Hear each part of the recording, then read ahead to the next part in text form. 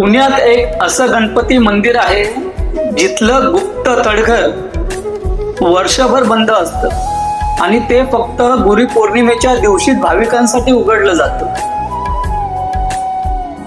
चला तर जाणून घेऊया पुण्यातील रहस्यमय त्रिशूळ मयुरेश्वर गणपती मंदिराची कथा. नमस्कार, मी निलेश मालवे आणि आपण पाहता प्रतिप्रश्न.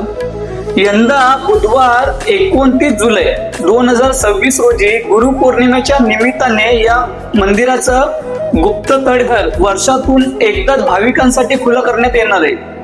त्यामुळे मंगळवार पासूनच पुणेकर आणि राज्यभरातील भाविकांमध्ये या दुर्मिळ दर्शनाची उत्सुकता शिगेला पोहोचली आहे. या मंदिराचं बांधकाम इसवी सन 1754 ते 1770 या काळात पेशवाईमध्ये झालं होतं. हे मंदिर भीमजीगिरी गोसावी नाथ रायातील साधूंनी उभारल्याचं मानलं जातं. विशेष म्हणजे हे मंदिर पूर्णपणे काळ्या दगडात म्हणजे बॅसॉल्ट मध्ये बांधलेलं असून त्याची वास्तुशैली राजस्थान, मालवा, दक्षिण भारतीय स्थापत्यशैलीत सुंदर संगम मानली जाते. या मंदिरातील गणपतीची मूर्ती भारतातील अत्यंत दुर्मिळ मूर्तीपैकी एक मानली जाते, कारण इथे बाप्पाला 3 सोंडा आणि 6 हात असून मोरावर आरूढ आहेत. सामान्य गणपतीचा वाहन उंदीर असतं, पण येथे गणपती मोरावर विराजमान असल्यामुळे त्यांना त्रिशूळ मयुरेश्वर असे नाव पडले आहे. ही मूर्ती तांत्रिक उपासना आणि गणपत्य परंपरेशी संबंधित असल्याचं अभ्यासक मानतात. या मंदिराचं सर्वात मोठं आकर्षण म्हणजे त्यांचा भुयारी तळघर. या तळघरामध्ये मंदिराचे संस्थापक भीमजीगिरी गोसावी यांची समाधी आहे.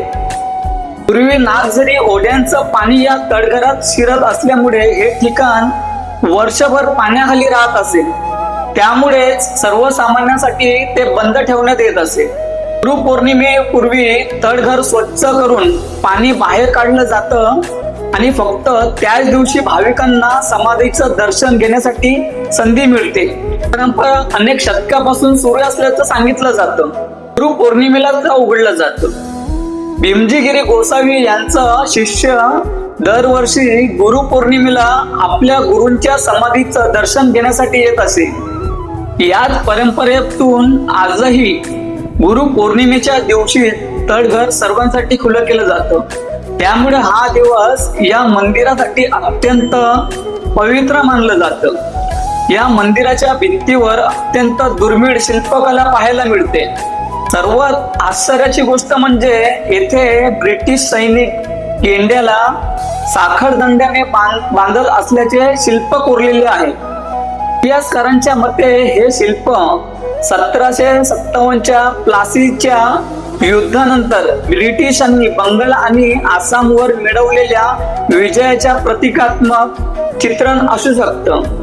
एवढ्या जुन्या मंदिरावर अशी ऐतिहासिक घटना कोरलेली असणं अत्यंत दुर्मिळ मानलं जातं. या मंदिरात संस्कृत आणि फारसी भाषेतील शिलालेख आहेत. त्यामुळे हे मंदिर केवळ धार्मिकच नाही तर ऐतिहासिक आणि पुरातत्वीय दृष्ट्याही अत्यंत महत्वाचं मानलं जाते. म्हणूनच जर तुम्हाला इतिहास आणि अध्यात्म आणि रहस्य यांचा अनोखा संगम अनुभवायचा असेल तर गुरुपौर्णिमेच्या दिवशी पुण्यातील त्रिशूळ मयुरेश्वर गणपती मंदिराला नक्की भेट द्या. गुरुपौर्णिमेच्या शुभेच्छा. गणपती बाप्पा मोरया.